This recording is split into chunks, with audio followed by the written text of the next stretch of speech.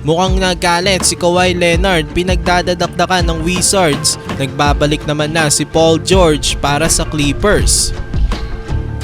Los Angeles Clippers versus Washington Wizards. Nagbabalik ngayon si PG-13 para sa Clippers. Second game of the back-to-back naman ito para sa Wizards. First quarter naka 5 points agad si Kyle Kuzma para sa Wizards, habang si PG-13 naka-score na rin agad para naman sa Clippers.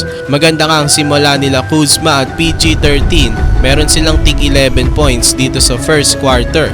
Habang si Kawhi Leonard slow start, pero sa dulo ng quarter biglang nag-init si Daklo. At the end of the first quarter, Clippers leads 33-30. Second quarter, nakalayo na ang Clippers dahil sa 3 straight 3-pointers ni The Beard.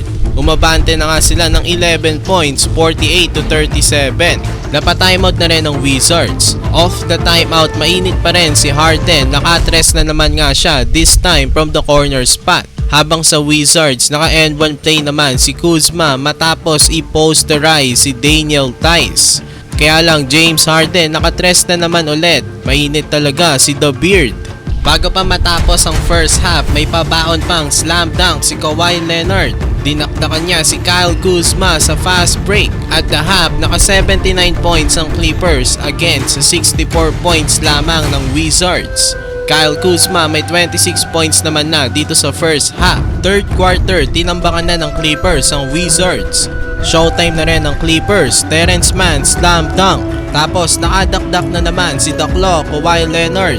Minasakyer na ng Clippers ang Wizards dito sa third quarter. Umiscore agad ang Clippers ng mahigit 100 points.